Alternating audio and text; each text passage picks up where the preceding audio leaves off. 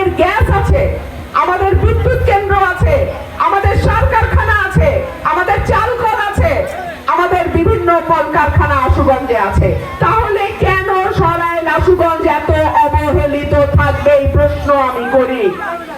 আল্লাহ যদি আমাকে সুযোগ দেয়, আমি আমার এই এলাকা, যেটা আমার বাবা আমার দাদার জন্মস্থান, আমার বাবা ৭৩ নির্বাচন করে জয়লাভ করেছিল, সেই এলাকা আমি আমার মনের মতো করে সাজাবো ইনশাআল্লাহ।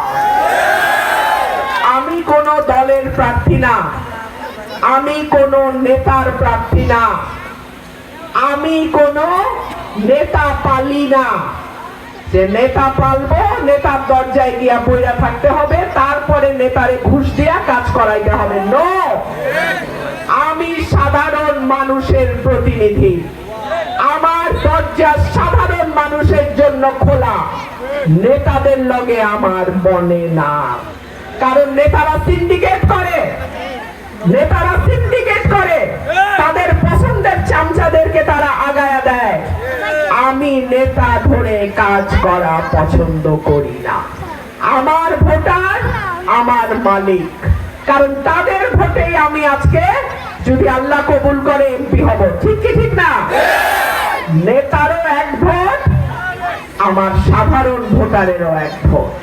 সুতরাং আমার নিয়োগকর্তা বলেন, আমাকে নির্বাচিত করা বলেন, কিংবা আমার ভোটার বলেন, আপনারাই কিন্তু আমার সমস্ত কাজের উৎস।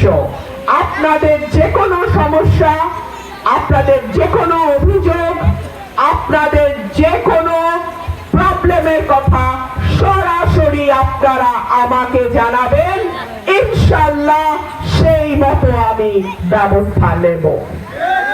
অনেকেই বলছিলেন যে আমার সঙ্গে বিভিন্ন সময় হয়তো কোনো কোনো নেতাকে দেখা গেছে, তারা নাই, তারা নাই কারণ তারা আমাকে জিম্মি করার চেষ্টা করেছে।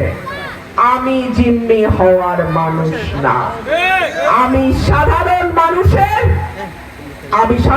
মানুষের ভালোবাসায় এত দূর এসেছি, সাধারণ মানুষের দোয়ায় এত দূর এসেছি, সাধারণ মানুষের সহযোগিতায় এত দূর এসেছি, এবং নির্বাচিত হব সাধারণ মানুষের ভোটে।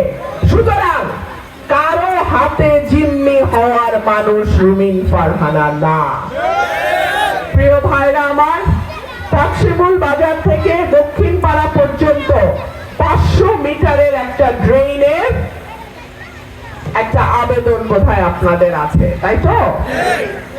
আল্লাহ যদি আমাকে সুযোগ দেয়, এই কাজ আমার হবে। এছাড়াও পাকশিমুল চুনটা ওরাই, এই যে যোগাযোগ ব্যবস্থা, রাস্তার অবস্থা মাঝখানে মাঝখানে মাঝখানে ভাঙা, তাই না?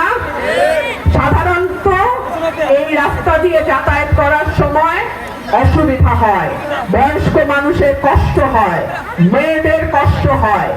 আল্লাহ সুযোগ দিলে এই জায়গা, এই রাস্তা আমি নতুন ভাবে আবার কার্পেটিং করে ঠিক মতন যাতে কোনো সমস্যা না থাকে সেই ব্যবস্থা করে দেব।